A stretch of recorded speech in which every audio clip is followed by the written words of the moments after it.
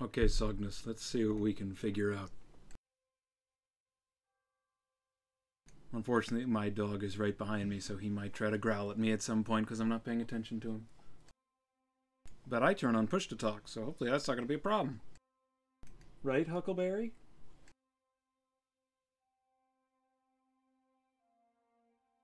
He's preoccupied scratching himself right now. So I know you're playing Switzerland. And it looked like you actually did pretty well for the first one. I think the only thing... I mean, I haven't looked at it yet. You know, recording, trying to close the door, but the dog is sitting in the door as well. And he will... Oh, there we go. Now he's moved. What, do you want me to get you on the bed? 2 seconds.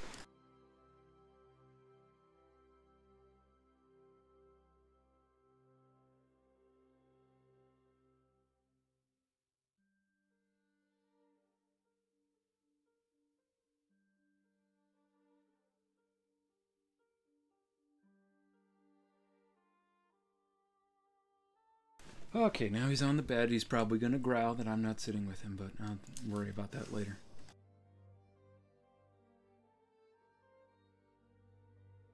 But I didn't look at Switzerland yet. The only thing I did is I took a cursory glance over the map, you know, at the session end, and I saw that the only thing that you really didn't have that is Swiss was like those Savoyard provinces, which makes perfect sense.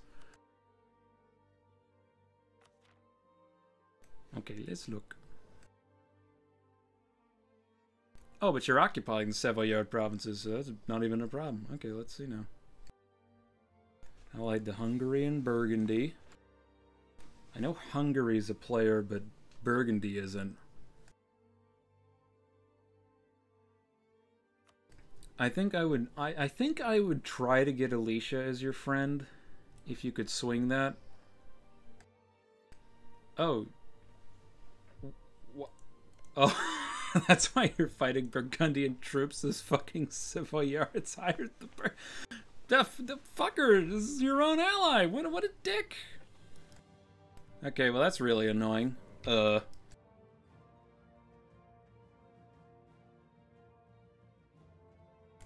that's pretty bad.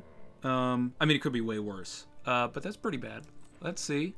We have loans. We have a few. Thankfully, it's not a lot. And it's not a lot of debt either.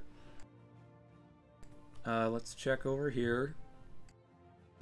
Okay, we've got the monopoly on livestock, right of council, the councilors, the military, the mana, loyalty, missionary maintenance cost. Now that's an interesting one. Advisor cost reduction, yeah, it's a Diplo advisor cost reduction. You took the burger loans already. That's what I was actually literally about to say you should take those, but you already took them, so that's good. You got free enterprise. So I think the privileges look all right so far. I would just say that the clerical ministers one, it's not. I think the reason you took it is because you wanted to get the influence or something. But I mean, it's only a maintenance cost for missionary, and we don't even have. There's nothing to convert yet, so you can get rid of that, no problem, eventually. And I mean, you could get this. Ooh, carrier powers cost increase. I mean, you could definitely get papal emissary would probably be more useful to you right now, and I mean, definitely religious state would be incredibly good at this point. You have oversight by clergy. What was the? Is that all that I was gonna? Yeah. So, I mean, I'd try to get rid of clerical ministers and then replace it with, like, religious state. Papal emissary is... I mean, the curia power cost increase is... I mean, it's not really bad. I mean, it kind of looks like, actually, this might be a... Oh, you need an active cardinal. Okay. Well, I mean, it raises loyalty equilibrium, so that's really the main reason I'm looking at it as being a nice one, because... Oversight by the clergy and the advisory council are the only ones that increase clergy loyalty equilibrium. The second one, the ministers, doesn't even increase the loyalty equilibrium. And if you stack the loyalty equilibrium things enough, you can get all of your estates to be permanently at over 60% just naturally. So, that would be really useful if you could get them to be at 60%. And, you know, so that's like, clergy land rights isn't very useful to you, unfortunately, because if you're playing Switzerland, I don't know how much you really want to expand. You're not going to need a lot more governing capacity. The monopoly things, you'll need to ask other people about the monopoly things, because I see you also got the monopoly on livestock over here. I don't usually go for the monopolies. I think the one on wool is kind of understandable, and I suppose one on livestock is understandable as well. I mean, the loyalty equilibrium is very nice, but... Well, let's look here. How much livestock do you have? Ooh.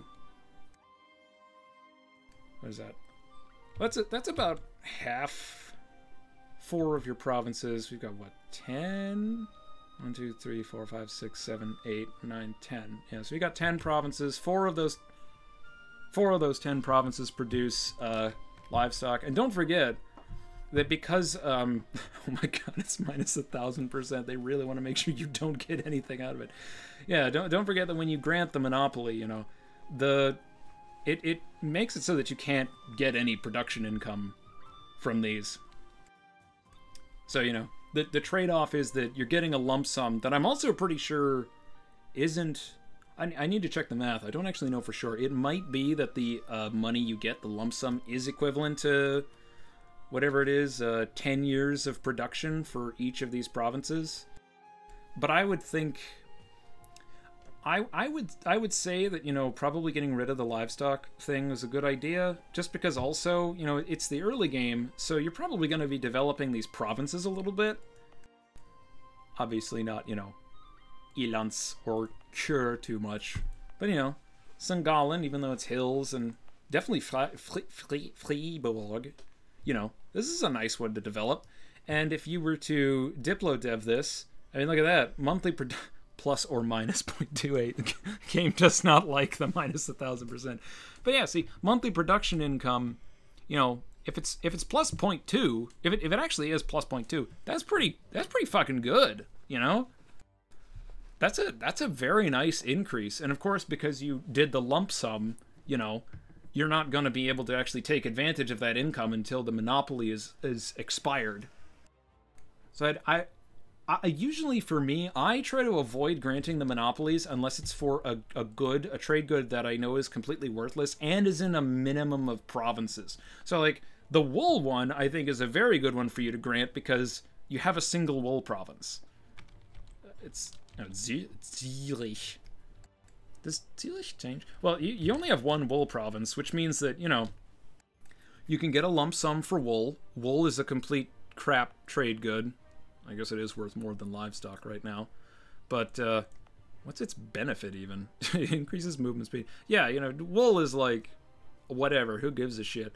So, you can instead get the monopoly on wool, which is also for the clergy, which would also be very useful, because then you can increase the clergy's loyalty equilibrium. You get you get the lump sum of 10 years of wool production, and you gain 1 mercantilism, which I like mercantilism a lot, so I usually do this because I like to get the mercantilism every 10 years, but it's a very inefficient way of gaining mercantilism, so don't, like, rely on that or anything. It's just that, you know, it's a nice little extra thing. So like I'm saying, you know, the monopolies, I try to make sure that it's like, I only really ever want to grant monopolies when it's 1 or 2 provinces. You might want to ask other people about it when they grant the monopolies, because the loyalty equilibrium bonuses are great, but I think that putting the monopoly on livestock for the nobility is not a good idea, because it's, you know, it's sapping your production income for 4 out of your 10 provinces. So, you know, it's not like that's 40% of your income, but that's certainly a decent chunk of your income that you're not able to take advantage of anymore. You're getting it all at, like, the beginning of the 10-year period, and then you're, you know, if the value of livestock goes up, or if you develop those provinces, you know, you don't actually see any returns on that until the monopoly is over, and you revoke the monopoly.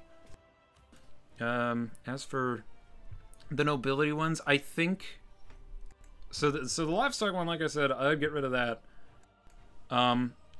Don't forget, it might seem like it's a worrying one. I'm just going to revoke right of council, because that's the only one I can revoke that is... Like, I don't want to revoke these 2. But just as a demonstration, you know, don't forget, you've got supremacy over the council, which is actually fantastic. It looks scary because it says estates can pursue agendas at any time, but given that you want to have an agenda constantly, you always want to be doing an agenda, you know, that's good, because if you ever forget about doing an agenda, you can rest assured that the estates will also eventually, you know, once the agenda is off cooldown, they'll come up and say, hey, you know, dude, you got to do an agenda, dude. Do an agenda for us. Plus, note that it doesn't just increase the nobility loyalty and the nobility influence, it increases everybody's loyalty, equilibrium, and influence. So you can do that, and then now let's see, like the clergy here, equilibrium of 63%, burghers at an equilibrium of 68, and I think the nobility, they would be at an equilibrium of 67 if we got rid of the, oh, no, they'd probably still be on an equilibrium of 57, because if we got rid of the monopoly on livestock and kept right of council, it would still, but, you know, clergy and burghers having their loyalty equilibrium at over 60 is awesome. And the extra influence means that each of these guys are more effective, too. You know, I don't know how familiar you are with the states, but so just to make sure you understand, you know, when they're under 30% equilibrium for loyalty, you get Maluses. Between that, you get just a basic buff. Over between 30 and 60, you get a basic buff. 60 and over, you get a better buff. And the buffs and debuffs that are provided by the estates are, of course, affected by the influence. So unfortunately, I don't remember the exact, you know, tiers at which it changes, but basically, more influence means better buffs. So you do want to be careful managing influence, because of course, if influence is higher than their loyalty, you can't revoke their privileges, like, you know, you can't revoke these ones. But thankfully, with the clergy, their loyalty equilibrium will go up to the point that we will be able to just naturally revoke one of these if we want to, you know, which we might want to revoke clerical ministers. So we could revoke that and then put in, you know, what was the other one? You know, maybe religious state or monopoly on wool, just to make sure that they're, you know, a little bit happier. And then that should still keep your loyalty equilibrium over 60%. It should also increase influence as well. I mean, hopefully it'll increase influence. I know that if we get rid of clerical ministers, you lose a bit. But, you know, get the influence, like, you know, over 60% for each of them. You keep your loyalty equilibrium for each of them over 60%. That is some good stuff right there. Especially because the burghers, you know, reduce development cost when they're loyal. So you really want those burghers to be loyal, like, all the time. Let's see.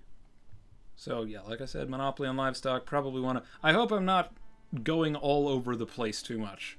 I just want to make sure... And I also hope I'm not, like, explaining things that you already know about. I just like to make sure that, like, the things that I'm...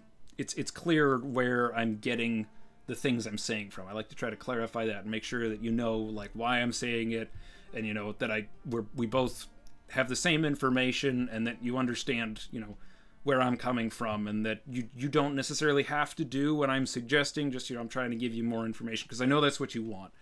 Let's see, for the burghers, what was it? The burghers, I'd say if I was like grading these or something in terms of, or saying, you know, which ones look good, I would say the burghers is the best looking one.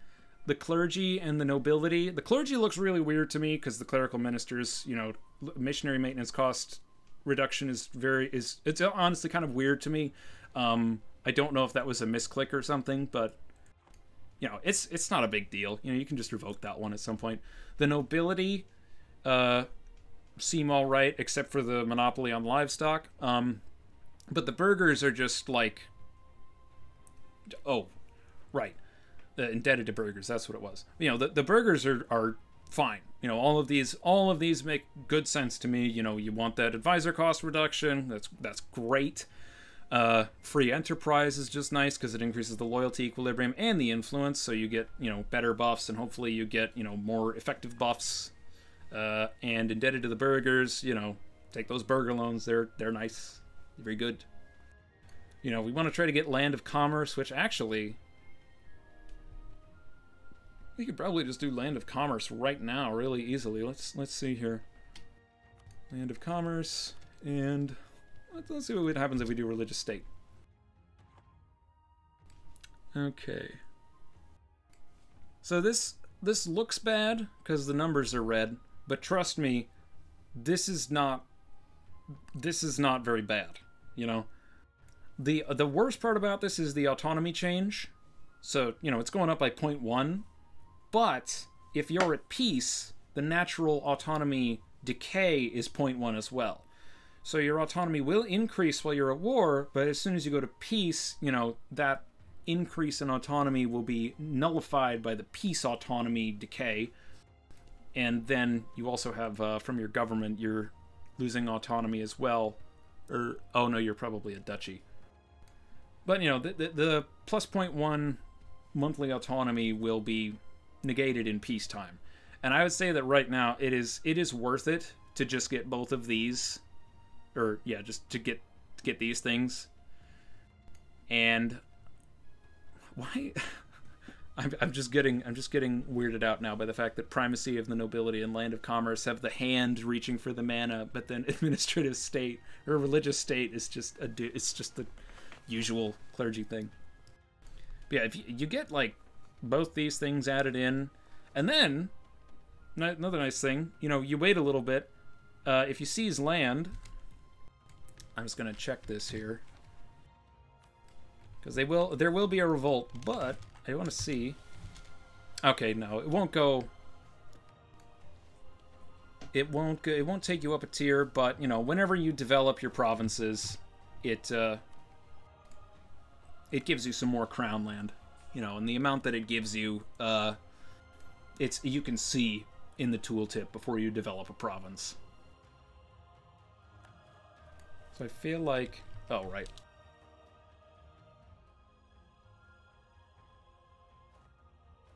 Sway. That's what it is. Sway. Let's just make sure I got nothing else to say on the estates. Oh yeah, so like, seize some land. We do religious state. Then we do land of commerce. Now we've got all of our mana. That's nice. And then let's see. We have 17% land. Let's just look here. So if we were to develop St. Gallen, yeah, you see how it says local goods produced increase local shipbuilding time, and crown land, it'll give you 0.2% of the crown land back. So unfortunately that does mean that to get up to 20%, which is the next tier, which I believe should get rid of the autonomy Malus, you know, get to 20% of the land controlled by you, you need to develop, what would that be, 11 times so that you could get over 20? So you know what? Let's just do.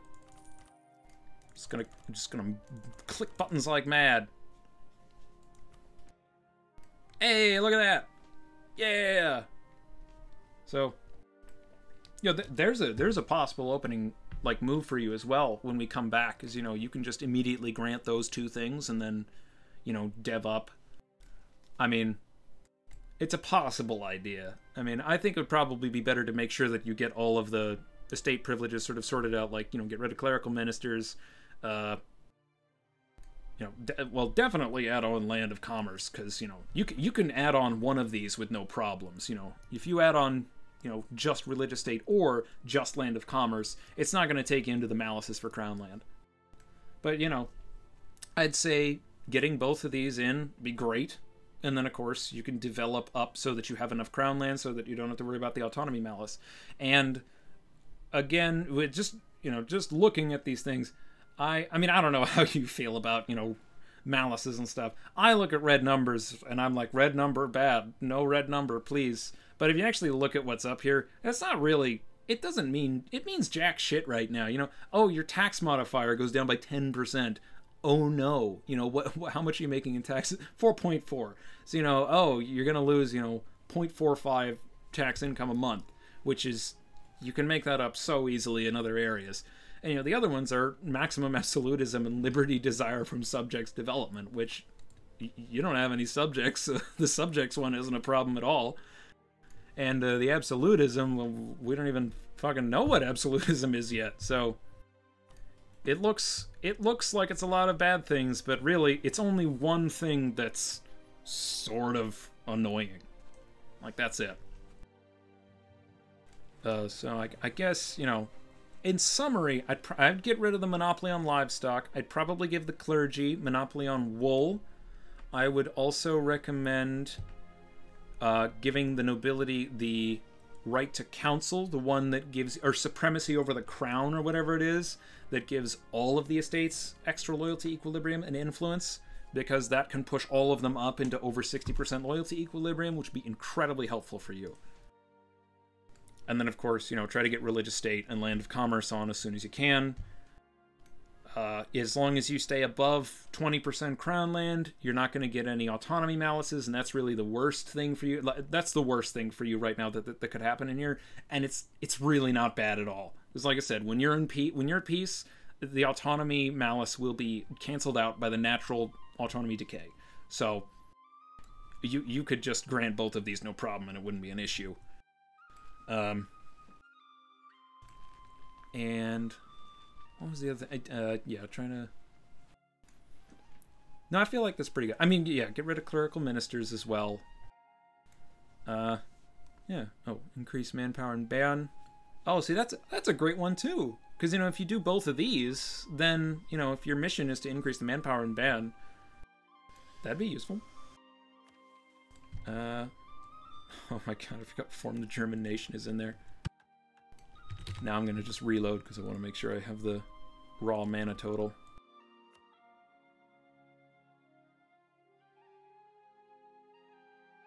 I want to make sure we're working from the base each time. Alright, let's see. I'm assuming that the reason that you haven't embraced the institution is because, like, you just got enough money to be able to do it. You know, to me, you know, I'm not worried about embracing the institution for you. You're right next to it. I don't, you know. It's the technology Malus is pretty high at this point, but, you know, or maybe it was you were just about to take it, you know. You have the money to take it, you know, and it's also really not that much cash, so, you know, not worried about them, like I said. Ideas, we got quality ideas, which is a solid first pick, I would say. I mean, you know, quality is the classic one. I probably would have gone for quantity, only because, you know, you're Switzerland, so you already have some decent troops, and if you go quantity, you know, you can field more of them. You know, plus 10% ICA is certainly, it only affects attacking, but, you know, it's 10% more damage for your infantry, so that's pretty good. So being able to field more of them, or, you know, being able to replenish your losses is pretty useful. Okay, let's see this. Oh, God. Shit. Why the fuck did Burgundy sell? Fucking Burgundy's selling you out here. That's bullshit. God, that is really annoying. Yeah, see, this war is kind of tricky, I think. I probably would have gotten a friend to help me in this one. Let's see if I could convince Hungary to help, or, you know, talk to France, talk to Alicia, and see if he'd be willing to help you. You might be willing to swoop in and help you out, keep you alive. You know, I'm sure that I don't think any of the people around you want you dead. You know, Frankfurt is the one who's closest to being a danger to you, and he's got his own problems with Brunswick.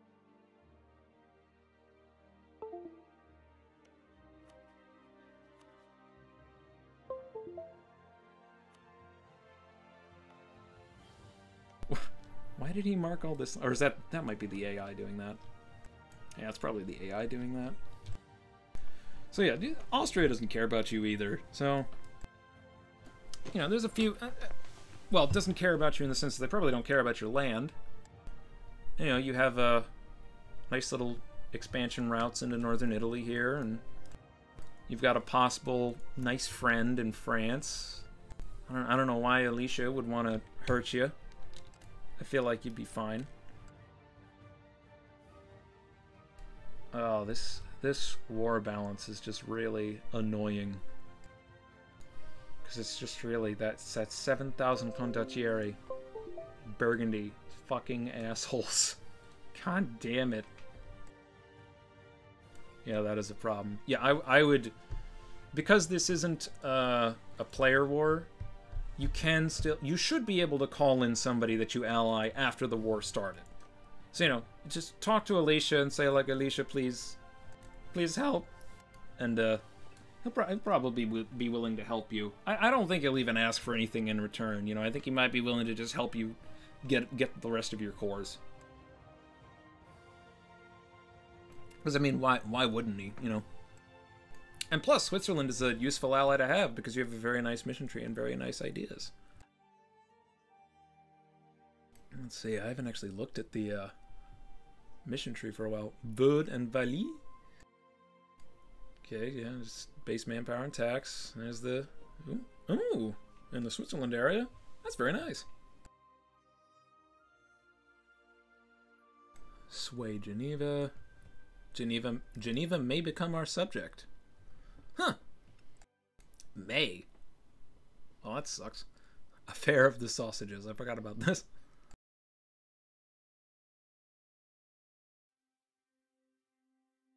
What does this even do? Oh, he gets Zwingli, I think. Okay, interesting. So yeah, with this war, I would just say get a friend, get someone to help you, because if you try to fight this on your own, it's possible, but it's possible in the sense that, like, if I blindfolded you and tied one hand behind your back, it's technically possible that you could beat someone in a boxing match, but, you know, it's gonna be pretty fucking difficult. So getting a friend is probably a good idea. You know, you got a bunch of nice defensible territory. You got some fine forts here. You get some help. I think you'll be good. Because I really don't like this war balance. 'Cause those fucking Burgundians, Burgundian curs. Loans. Their knowledge sharing. What are the loans that we can pay back? I assume it's the... Yeah, okay. So it's our 2 recent loans. We could pay back both of those technically. But I don't think we really want to do that because we might want to embrace. Let's look at all this. Let's go through here. Oh, I want the court, please. Okay, so we've been really focusing on mill power. This guy's 59. Okay, so he should be able to live for a while. So let's see our tech. Okay. So the tech is... We're doing fine on tech. We're focusing mill so much because I know we want to fill out our ideas too. Definitely try to definitely try to take the institution before you take tech next time. I get the feeling that's what you were planning, but you know, just so you know, that's what I would recommend. You know, to make sure you get the institution before you take tech. And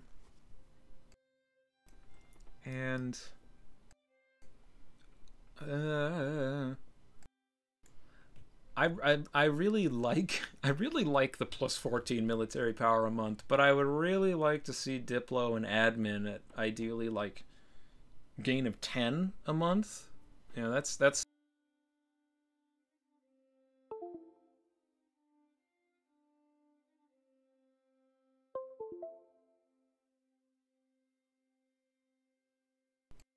ah. My microphone disconnected itself with fucking USB upsucks. Yeah, I would say, you know, I would like to see admin and Diplo at like 10 a month, because that's what I sort of look at as like the floor of what, you know, obviously at the beginning of the game it's gonna be hard to, you know, it could be difficult to keep up something like that, but you know, you've got a republic. So you are incredibly lucky when it comes to mana generation, because not only can you, you know, sort of double focus by picking, you know, like a diplomatic candidate or an admin candidate, you know, you also still have the national focus, and you can hire advisors, and you can change out, you know, what your guy is. It's just very nice. So I don't want to tell you to take the national focus off of military, but it just feels like we're letting Diplo and admin suffer a lot here, and we don't need to. But you'll also want to get, you might want to get someone else's opinion on that too. Just because, I mean, this is sweet, this is awesome, but I don't want you to fall behind on like Diplo Dev and other things like that. Our government. How can we, oh. Of course, 19 development and we need 20. There's some more Swabians. Okay, so you're gonna get, that's gonna be cord soon. You'll be able to promote Swabian.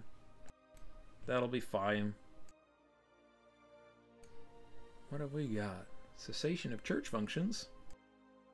All right.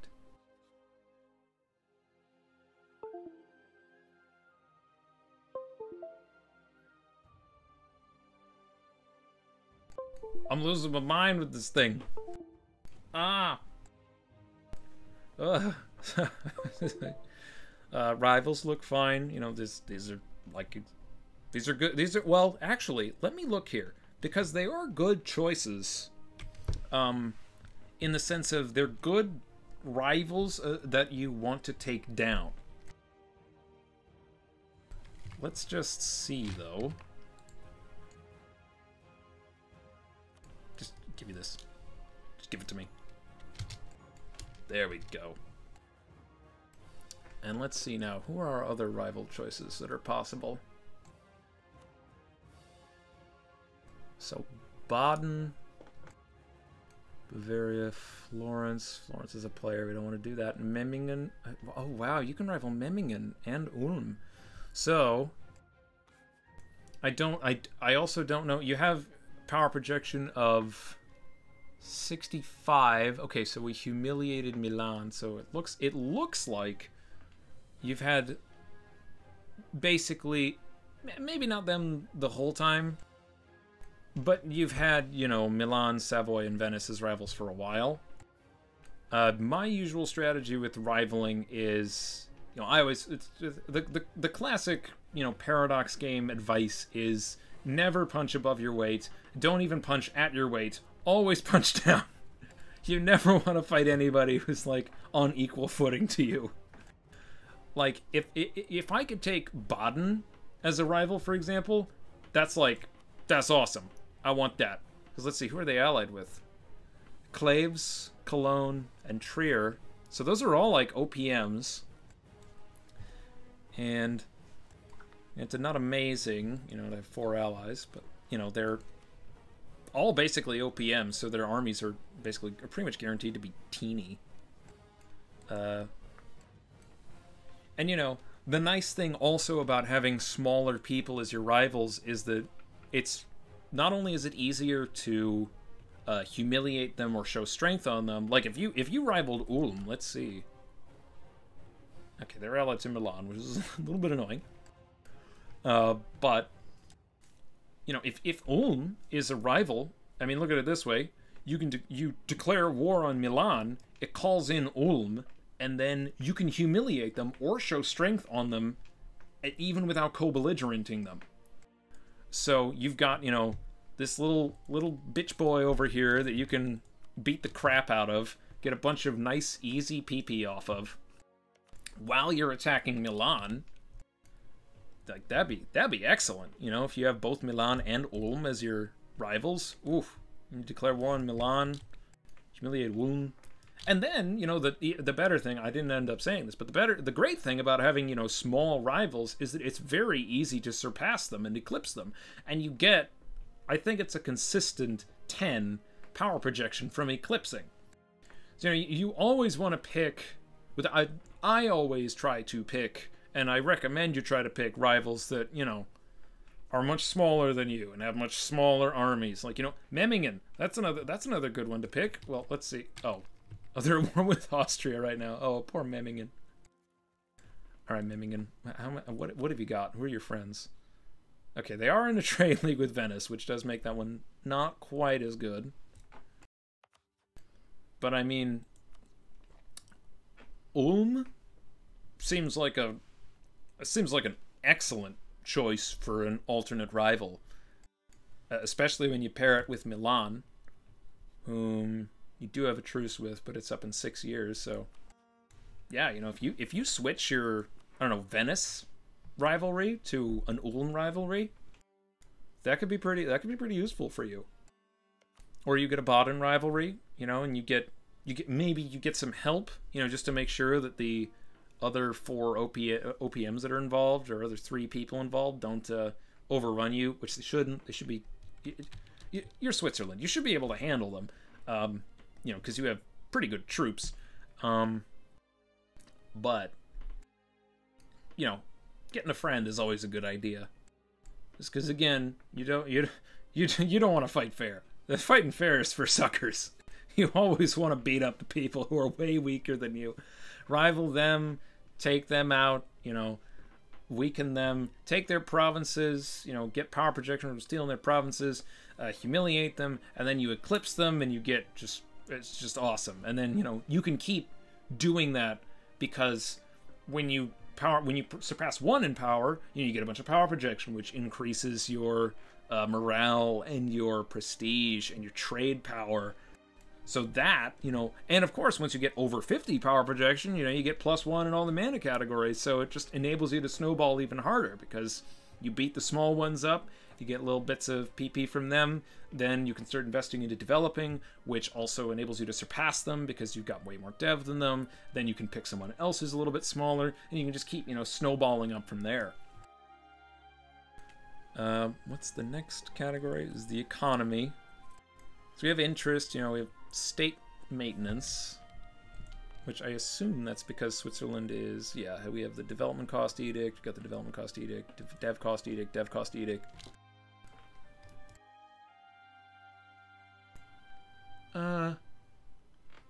Sorry, I'm just thinking here, because you're so small that I feel like having the encourage development edict on all the time is not ideal. Like, I would pick, like, obviously you can leave it on your capital state, you know, because it's super cheap there, but like Switzerland, you know, you're paying 1.18 ducats in maintenance, which is that's pretty big for you, like with the size of your economy. Our advisors are fine because we've got the reductions from our advisory boards. Interest is whatever. We're getting knowledge sharing from Florence. We're paying for forts, which obviously we should pay for forts, you know, in war, but then don't forget that in peacetime we can stop paying for those. That'll get us down. That'll take us down by half a ducat for each fort we mothball. Then take maintenance down to half. There, AI's off now. We let it run for a little bit. We let these guys, let's let these guys reinforce. Full thing, whatever.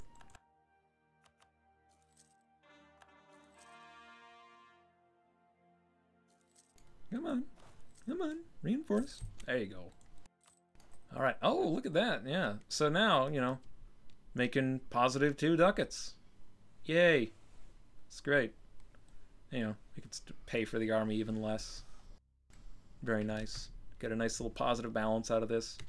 And then once we've gotten the Renaissance embraced, we could try to sell it to somebody, which I don't know if there's really anybody around here that wants to buy it still, or needs to buy it, but, you know, you might be able to find someone, get a little bit of extra cash, you know, be on that grind, you know, doing some teaching on the side. Oop. Go back now, again. Keep going back.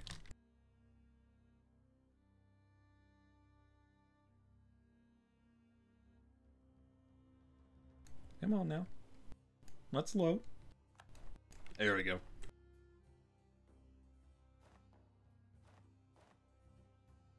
All right. Then we go to trade. Why do we have a goods produced reduction? Oh, war exhaustion, yeah. I mean, it's 1478. Trade is not really a big concern right now. I feel like you're basically just, you know, you're basically doing what you'd want to do, you know. Let's see here, Champagne. Okay, so Champagne is your thing, okay.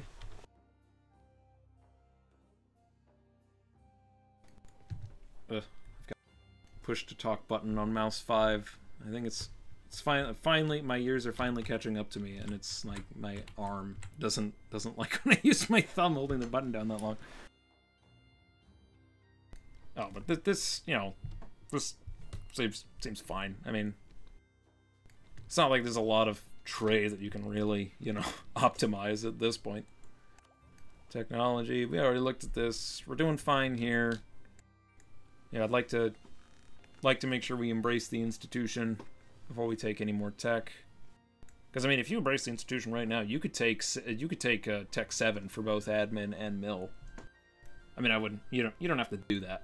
In fact, I wouldn't do that. You know, I wouldn't just take the tech right now. I'd wait until this is minus 5% and then take it, because, you know, you're not gonna you're not trying to get innovativeness out of it or anything. You're just trying to take tech to remain competitive.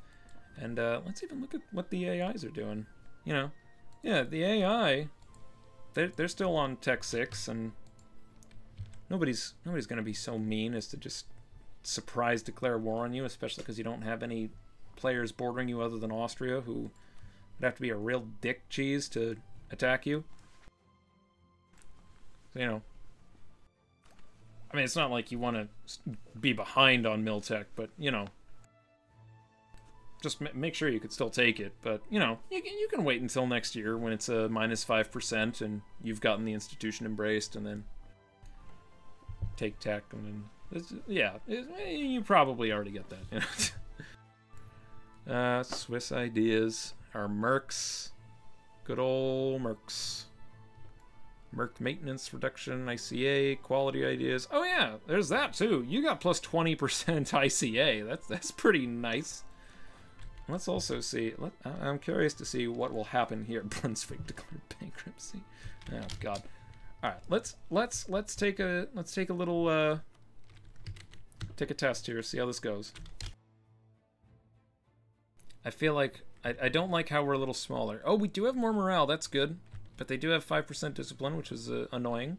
So we'll keep that in mind for next week. Okay, good. It looks like we'll win the battle, but we'll take some pretty heavy casualties in the process.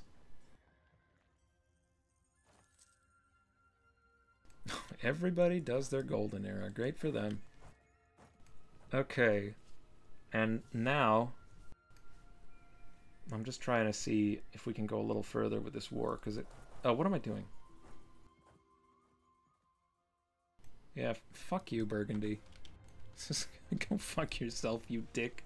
We're friends! We're supposed to be friends! How could you do this to me? I do not have enough troops to stack wipe them. Oh, that's depressing. Eep. Oh, there they are.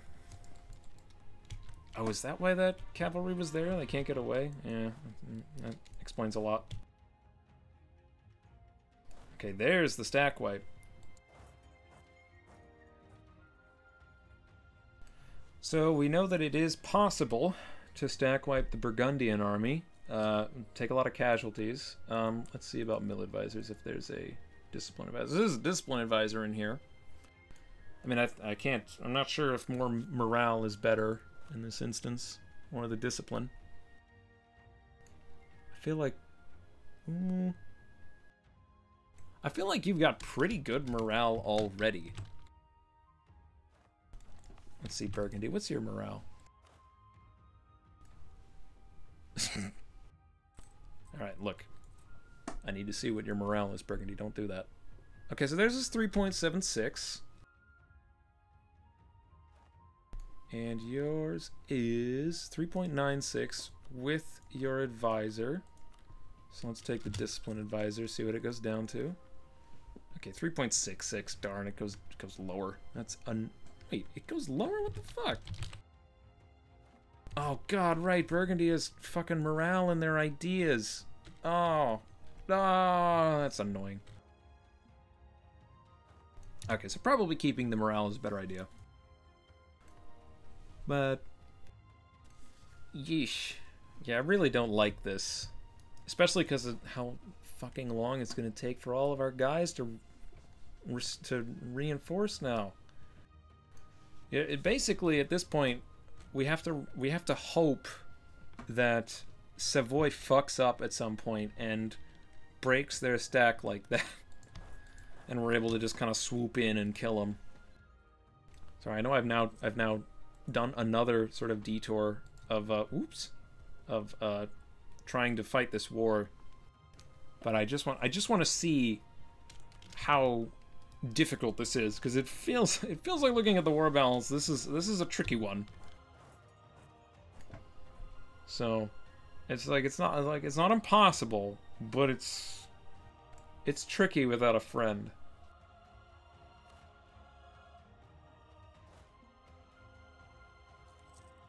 Come on, Savoy. Break up your units. For fuck's sake. I'm gonna embrace the institution. Alright, what are you doing there, dude? Where are you going, Savoy? Break up your armies, please. Please. Yes! Yes! See, this is what we're hoping will happen. This is good.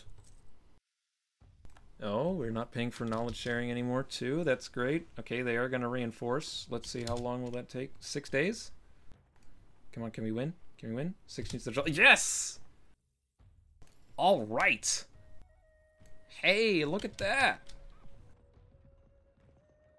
So you can win this war pretty easily. You just have to hope that the AI is stupid.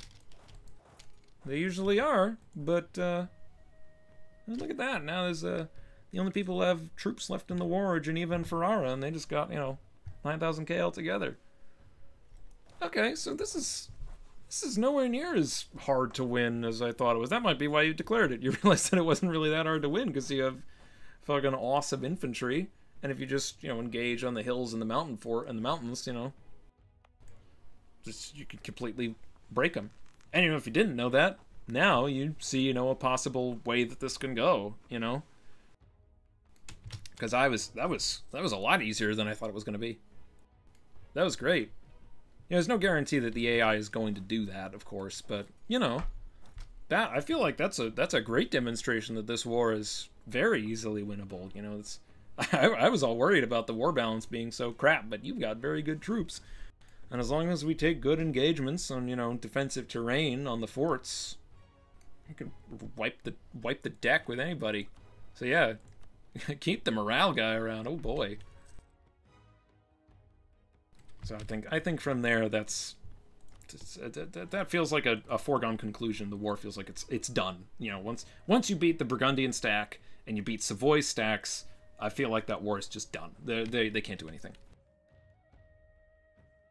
So now we know a possible way for that to go.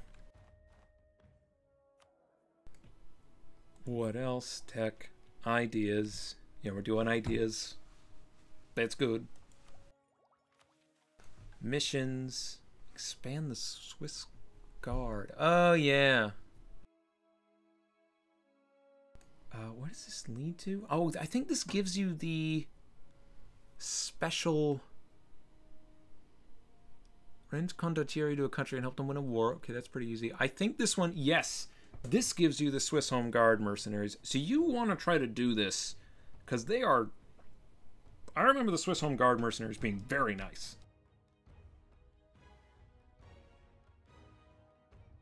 Let's see what they are.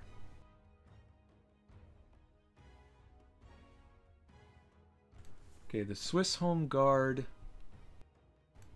Oh, and of course there's the... Because you're, because you have autonomous Swiss cantons as your... government type, you get bonus mercenary manpower. This is awesome. Oh, and the free policies +1 is awesome, because if I remember right, free policies +1 should mean that you get a free policy, another free policy in every category, not just like one more free policy. It's like you can get another free policy in admin and diplo and mill. That's what I remember it being. You know, you need to check.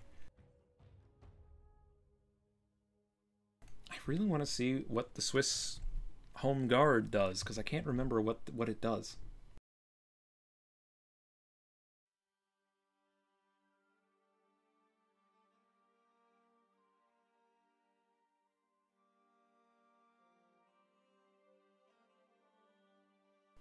Nope. EU4 wiki, as usual, not up to date. Doesn't say what Swiss Home Guard are. But I'm sure they're good, so we would like to try to get them. You know, how do we do this? We need the Pope to like us. Ugh. Might have to do this one quick.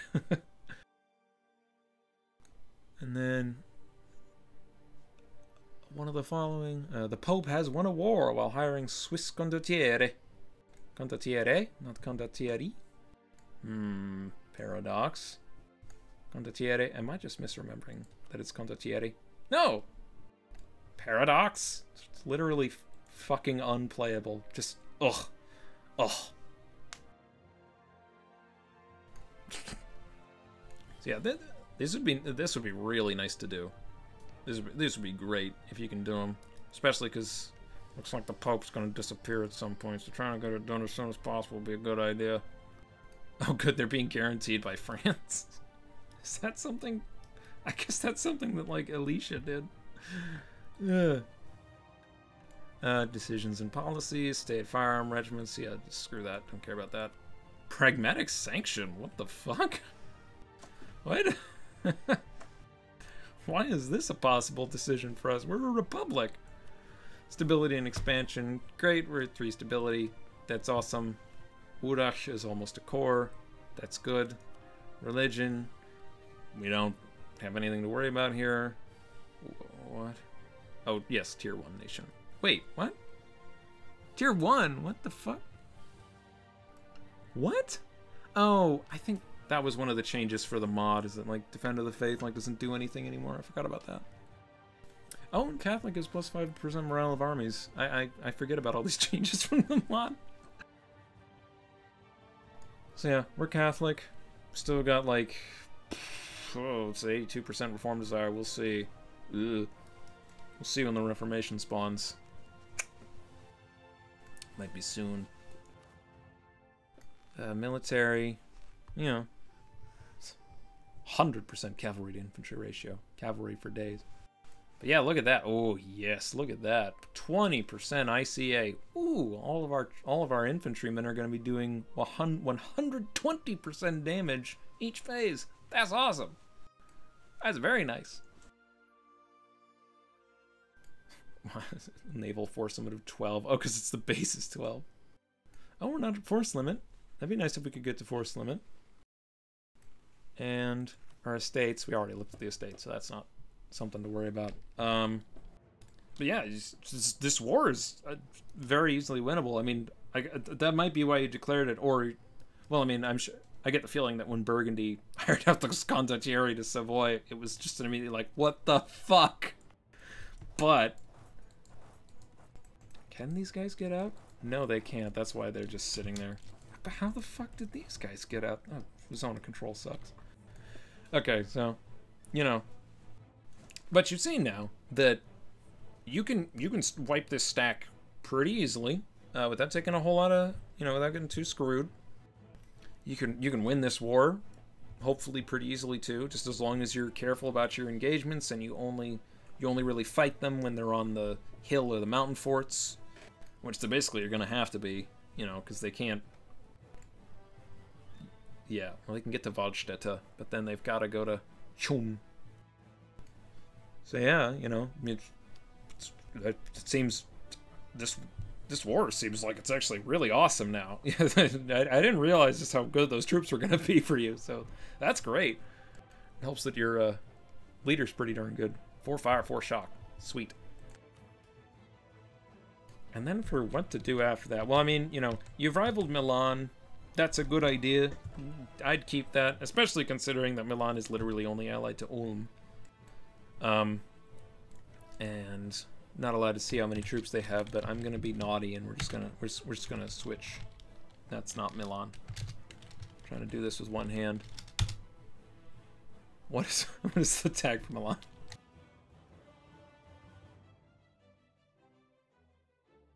MLO Milano. God damn it. Okay, so they've got 7K troops. So ooh. Not only do they have 7K troops, they're on Miltech 5. I mean, probably not for long. They're probably going to take Miltech 6 as just instantly. But you know, you do still have one Miltech on them technically, and the next one, I believe, still gives more tactics, right? In addition to giving access to cannons. Yeah, it gives you more tactics. So yeah. I don't know how familiar you are with the combat mechanics. You know, tactics is awesome because tactics is a multiplier that reduces casualties. So like discipline is a multiplier that increases both the damage your units deal, and it also reduces the casualties you take because discipline also is a multiplier for your tactics value.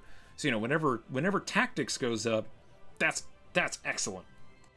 Like 0.25 tactics. If you've ever had an instance where you've declared war on someone who just has like 1 miltech on you, and you engage their like 10k stack with 20k, and you get fucking destroyed, that's probably why. It's probably because they actually have more tactics than you. Because the tactics will really... I mean, because it goes up by 0.25 like every time it goes up, so you know... It does get to be less and less of an effect each time, but you know... Initially, that 0.25 tactics gain is a crazy jump in terms of how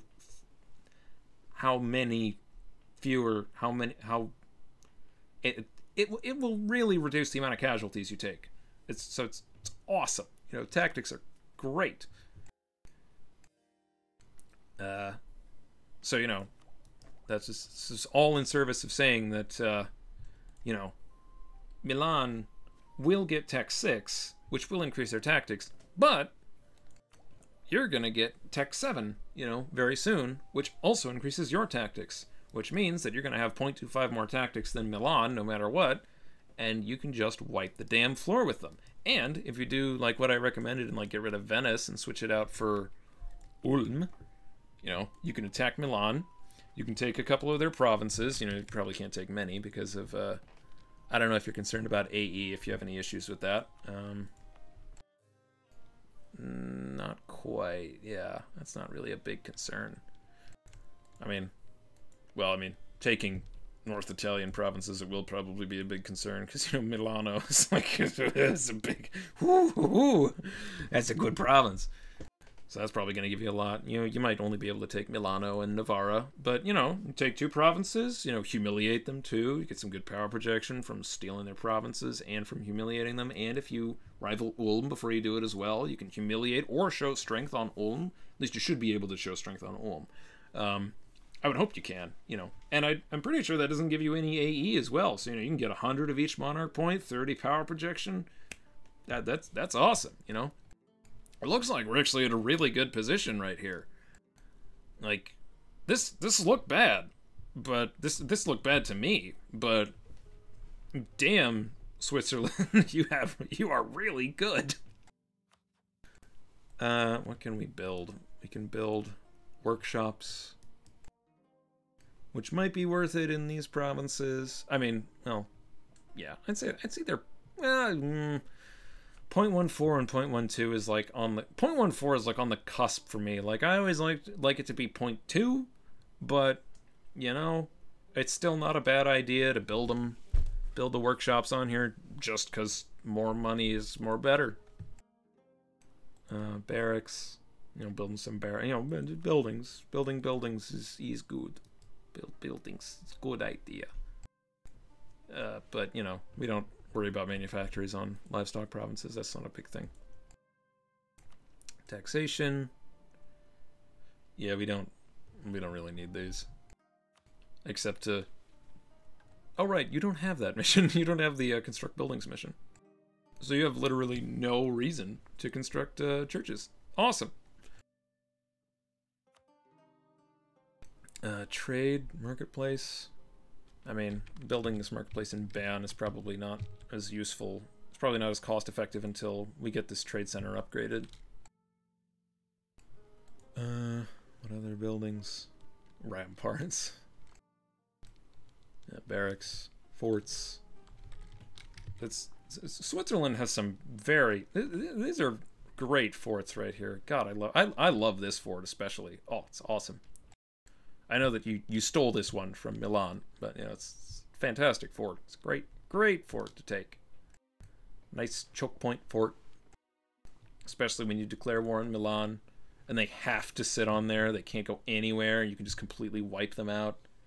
Oh man, this is gonna be great. This is gonna. I'm excited for you for the next session because this looks like you're actually in a very good position. Because you can stomp the shit out of Savoy, you know, get your cores back, might be able to take, you know, just a little bit more there, you know, just maybe get yourself a Chambray, you know, maybe get a Brescia. Some nice tasty extra little land, you know. Maybe a Chambray is the better one to get, just because it's got a sick-ass fort on mountains. And it's 19 development, oh boy, that is a nice province too.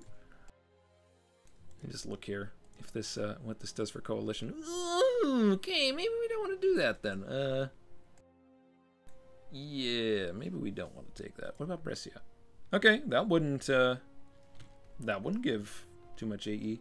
Of course, you might also want to ignore me on trying to take more land from Savoy, because it's not like your AE is bad right now, but you know you are taking land in the HRE, so gotta keep an eye on that. Oh wow, this only gives 10 AE. Or up to 10, but this gives up to 38. Ooh.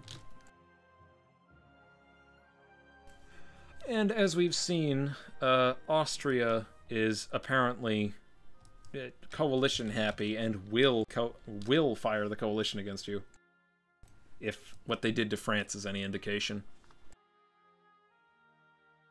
Okay, so like this war, really easily winnable. You should be able to get the rest of your cores from this. You're probably even going to be able to take Geneva, you know, out of this war. Well, you definitely would be able to take Geneva out of this war.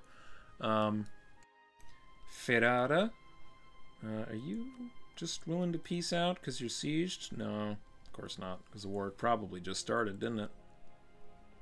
Yep, started last year. On what date? I never remember how to actually see the date that it actually starts. Like the precise month and day. But, you know, I assume it started very recently.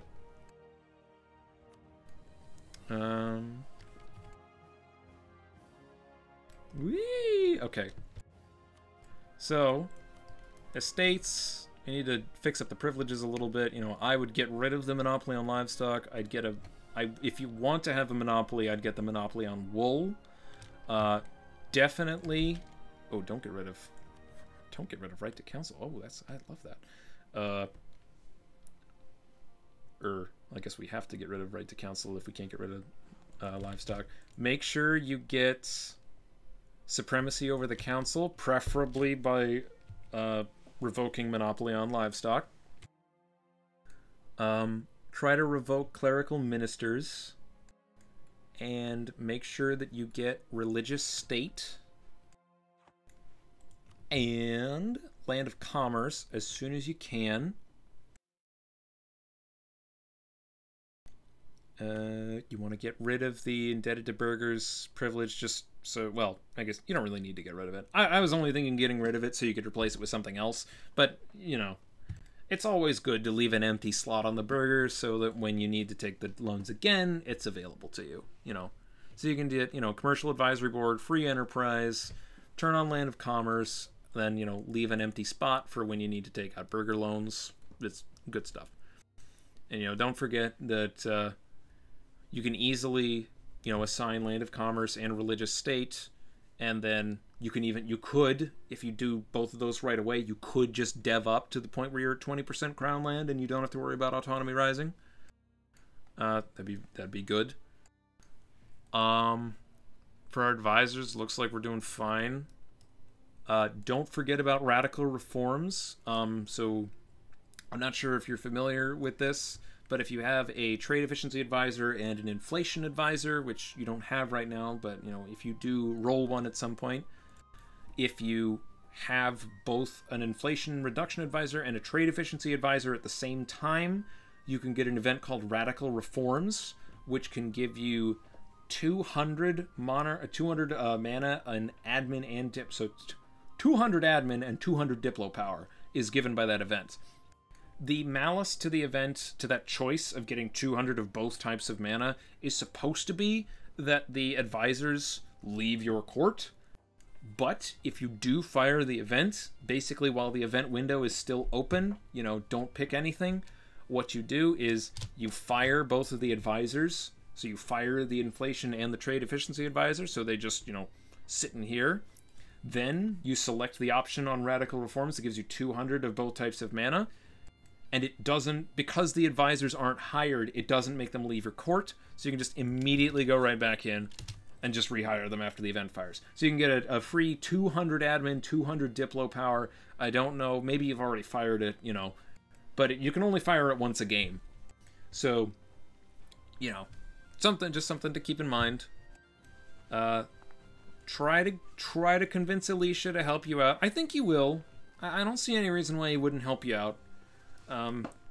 I'd be wary of Austria because of the whole coalition thing. Though they are newer to multiplayer, so we'll see.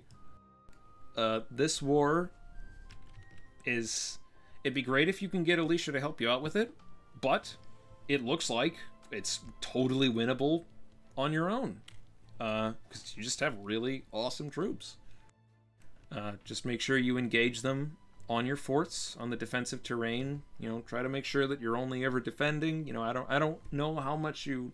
I don't remember how much you know about combat as well, but just, you know, terrain is a big deal. You know, you don't want to engage enemies on defensive terrain unless you have a fort, because if you got a fort, you're considered the defender, and the people who were sieging the fort get the Maluses for the terrain. And because you are just covered in defensive terrain here, you know, you basically never want to attack anybody in your actual country unless they're standing on one of your forts. Like, that's the only time you want to do it, basically. Except Fribourg, you know. Oh, that does remind me. Interesting thing.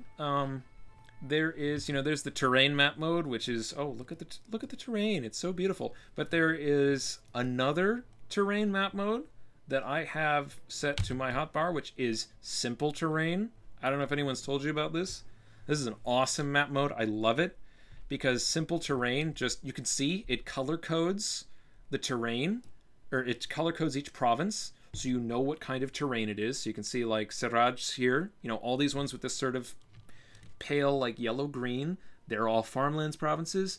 These just light green ones are grasslands, the dark green ones are woods, these brownish ones are highlands, the dark brown ones are mountains, and the blue lines you can see are indications of where the river crossings are. So if you were to walk into Paris from Chartres here, I'd say Chartres like it's French, but I don't say Paris. So if you were to walk into Paris from Chartres, you wouldn't get a river crossing, but if you were to walk into Paris from Valois, you would. So this is an awesome map mode. It is so helpful. I love using it because it is so annoying sometimes to click on a province to see what the actual terrain is that's there. It should just be under the geographical map modes, you know, right there, simple terrain, it's right there.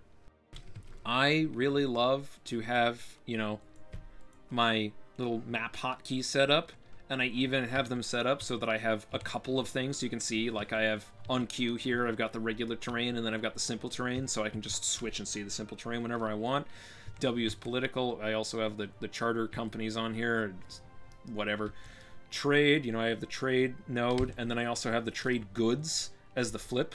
So I can see, you know, I can see the nodes, and then I can flip and see what are the goods, you know, in each node. And then we can just go really fast, and it looks really trippy.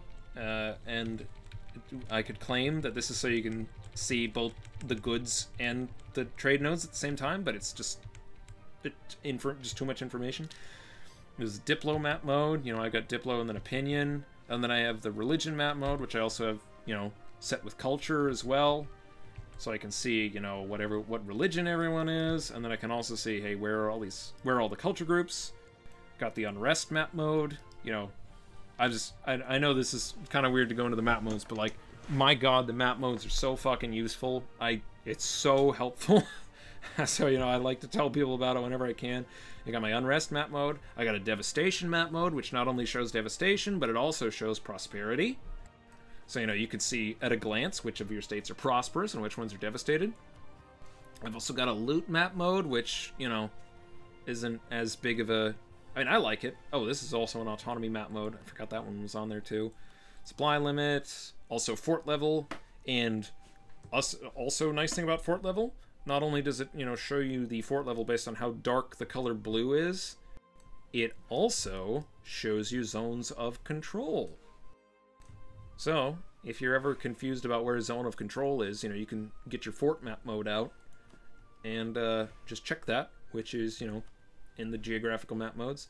I got states and territories as well. I also have the state edicts map mode on the states and territories one. This is manpower. Why do I have manpower on that one? But, you know, states and territories and state edicts, so that I can see, you know, where have I stated? Where am I missing states? Because once you go over governing capacity, the game is stupid and won't tell you about states that you can form anymore. So, you know, having something that tells you where your states are and where they aren't, because when things aren't stated, they'll be yellow, you know, on this map mode. Then I got the coalition map mode, you see right there, you know, just to make sure, so I can just, you know, see at a glance, you know, who could join the coalition. Because if we click on France here, you can see, oh wait, he doesn't have a lot. His aggressive expansion has cooled off. Who has a lot of aggressive expansion that we can click on here? Maybe Poland? Damn it, I need somebody who has a lot of AE. What the hell? Okay, yeah, this'll do. So you can see, like, once they get like this peachy color, that's when they're over -50 aggressive expansion opinion, and they're actually able to join the coalition as long as their opinion is negative. And then I've also got the areas map mode. This is areas, then regions, then the colonial map mode, then the imperial map mode, then the players. That's a pretty general purpose button.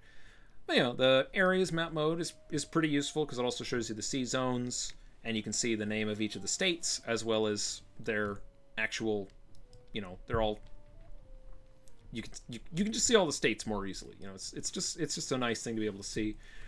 Areas is nice too because it also it tells you not only, you know, you can see the general area, but you can also see the states in there when you click on it. And when you mouse over, it also tells you the subcontinent and the continent.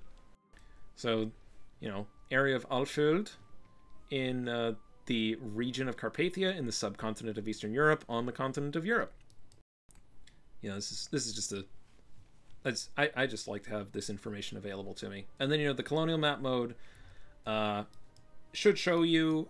I mean, obviously, we don't have any colonial stuff right now, but the colonial map mode should show you the stuff that you can colonize. That's probably not going to be something that's super useful to you in this game, but, you know. And, of course, the imperial map mode, which allows you to see who's the emperor, who are the electors, who are the free cities, what are the provinces in the empire that are not owned by somebody who is in the empire.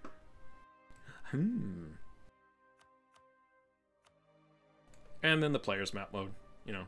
I like to have the player's map mode, especially for, well, I mean, obviously for multiplayer. It's very nice because then you can just look, you don't need to look through this whole list over here in the outliner, like, who is a player, who do I have to worry about suddenly deciding to fucking kill me. You know, you can get the player's map mode out, and then you can just see right away who's a player, who isn't, Frankfurt, who's gonna be a dick to me. You know, just if you wanna change the map modes that you have on here, you know, all you really need to do is, yeah, you right click. So you just right click on it, and you can see you can just add map modes. You can look at the map modes you got in there as well. You know, obviously you don't have to use the same system that I'm using because I use the system that made the most sense to me. Oh yeah, I have truce in here also for the coalition one. So no, so you know, Because one of the methods of making sure that coalitions don't form is, of course, to truce juggle. Cycle truces so that the people who have the most aggressive expansion with you can't join any coalitions, because all of their truces come off at different times, which means that if they all had no truce with you, they would be able to join a coalition. But if only one of them has their truce up with you, they're not going to be able to form a coalition, because all the other people that they could form a coalition with have a truce. So, you know, if you have the truce thing on the same one as your coalitions, you can check who could form a coalition against me, and then you can see, okay, who do I need to make sure I have truces with? And who do I have truces with? And how long are they going to last? Oh, it also tells you the CBs that you've got. Well, that's fun.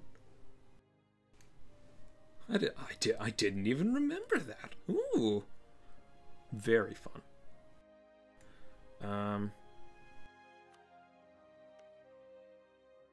Yeah, I like map modes. They're great. There's so much useful information that you can get from them. Like, you know, just having like trade nodes and then alternating with the trade goods. It's helped me so much. You don't even know how fucking useful this is. God, I love being able to do this. You know, because then you can just see, oh, it's great. But yeah, you know, enough about that. I think I already summed up about everything that I was like recommending. You know, estates. This war very easily winnable. I would recommend, you know, changing one of your rivals from maybe Venice to a smaller dude like Ulm or Baden. You know, I'd recommend Ulm because Ulm is of course allied to Milan. And then that means that once you win this war handily, I think. I mean, because hopefully you also saw basically how I won it. So, you know, if you just try to mimic what I did, hopefully it should be fine. You know, you just make sure that you just wait for the Savoyards to fuck up, Savoyard AI to fuck up and split up their stack, which they should do at some point. You know, and then you can just pounce on just one of the 6k stacks with your own stack, wipe that one out, and then you should be able to wipe out the other stack easily on the Savoyards, and then they're just neutered and done. And then once you've beaten Savoy and you've taken your cores and Geneva, well, you've taken your cores including Geneva, then your truce with Milan will not be up, but your truce with Ulm will be up, but they're in a trade league, are they? No, they're not. Strasbourg. Oh, but they're a free city, so you don't want to declare war on them. But you can declare war on Milan, not Ulm. Literally just said you shouldn't do that. But yes, you can declare war on Milan in, what is it, 6 years? Declare war on Milan in 6 years. Hopefully they haven't gotten more allies than Ulm at that point, but you know, if you do that, you have Ulm as your rival as well. Hey, you can, you know, show strength on Ulm, get a bunch of stuff, surpass them very easily, because once you piece out Milan, you'll obviously be more strong. You'll obviously be way stronger than Ulm, and you'll probably eclipse them, and it'll give you like, you'll get like 40 PP out of Ulm for like no work whatsoever. Try to get France as your friend. Again, I see no reason why Alicia wouldn't be willing to help you out. You know, just say, Alicia, please ally, please protect. As I'm sure Alicia would be willing to, you know, ally you at least for the first couple sessions too. You know, it's not like Hungary and Burgundy are bad allies, but well, I guess Burgundy is a bad ally because they hired out their fucking units to someone you were at war with. And of course, Burgundy's going to get killed by France anyway, so probably better. Well, I guess one of the main reasons why it wasn't such a good idea to ally France was because of the massive coalitions that they were with. And actually, come to think of it, you might have already been allied to France. So try to get the alliance with France back if you already had one. Government reforms. Oh, that was something that we didn't really look at. Yeah, you got frequent elections. You know, you got republicanism. You know, yeah, seems fine.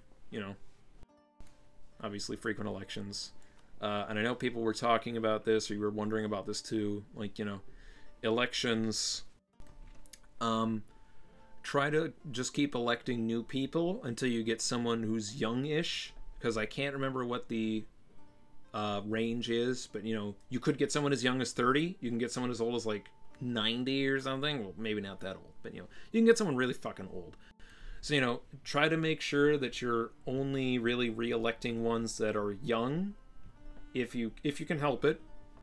If you have a lot of Republican tradition, then it's not that big a deal to re-elect some guy who's, you know, 60, if you're at like 100 Republican tradition.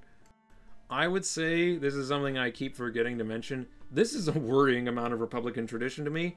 I always like to try to keep mine above 50, just because if Republican tradition gets too low, you can get, you know, you can get bad events. And then, of course, if your Republican tradition goes to less than 20, which could very easily go to, if you weren't careful here, you know, you can get, you know, dictator events, and you can devolve into a presidential dictatorship. And then, if you don't get your Republican tradition high enough while you're a dictatorship, you devolve into a monarchy, which you don't want that to happen, because the Swiss canton government reform is very nice, especially because it gives you, you know, also minus 30 maximum abso.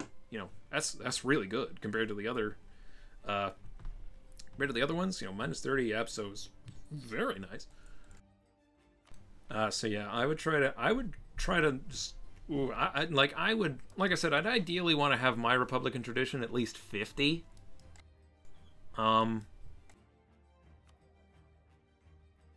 Which kind of sucks because, well, I'll say this. You do have a lot, you are focusing mill, you're getting a lot of mill points. You could strengthen your government. It only gets you 3 Republican tradition, and it's 100 mill points. So it's not something you want to use very often. But it is something that you can utilize to help make sure that you don't devolve into a dictatorship. Because you do not want to devolve into a dictatorship as Switzerland. That would not be poggers, like they say, the kids. Do kids actually even fucking say that? I don't think. I don't think anyone. No, people say poggers all the time. Does anyone say poggers like seriously? I don't think I've ever heard anyone say it like seriously. It's always been said ironically. It's always been said as a joke. I think I keep seeing things that I want to say something about because I want to try to make sure I give you as much information as I can. And you can tell that my voice is somehow starting to get ragged because I already went to choir practice, so I was already singing, and now I'm just, I'm tired. But I mean, hopefully, you know, hopefully this is helpful. You know, it's fucking an hour and 20 minutes, you know. Hopefully you're able to glean at least some kind of useful information out of this. But yeah, it looks like, I know you were worried, but like, it looks like you're in a great position. It looks like you're doing fine. I mean, I am a little worried about Austria on your border here. But I mean, this war, despite looking bad, looks like you could win it handily. Get your cores back. You know, you can fuck up Milan. You can get some nice pee-pee. Get the big pee-pee. I mean, yeah. If you get a nice big ally like France or something, you could be quite a powerhouse here in Central Europe.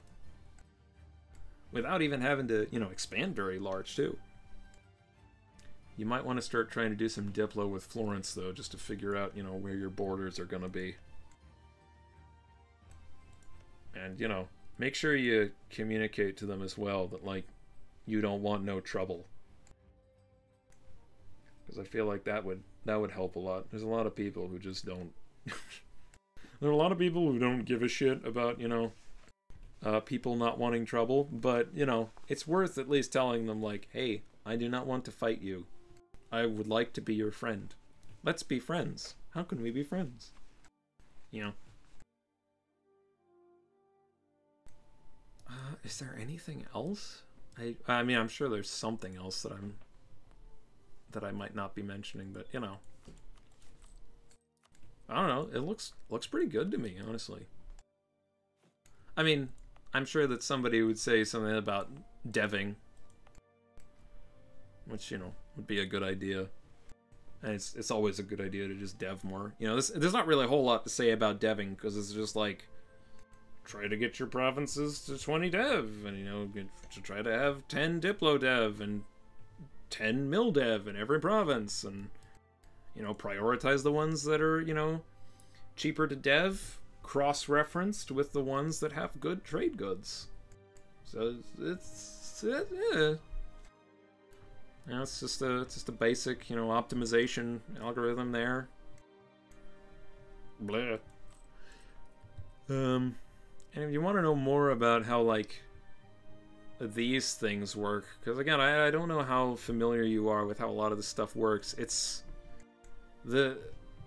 so much in this game is, like, complicated, not because it's actually difficult to understand, but because there's just a lot of moving parts and a lot of modifiers. So once you understand the basic components, this becomes a lot less mystifying. You know.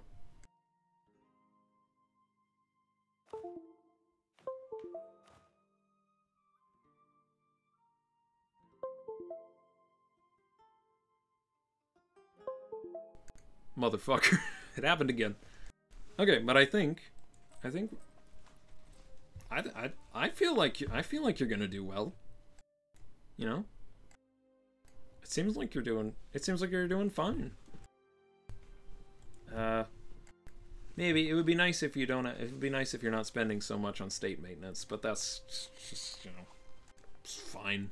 Also, it's still fine. You know, once you embrace the institution, you know, and you stop paying for the institution, and you finally embrace it, and you get ahead in tech, you know, it'll be fine.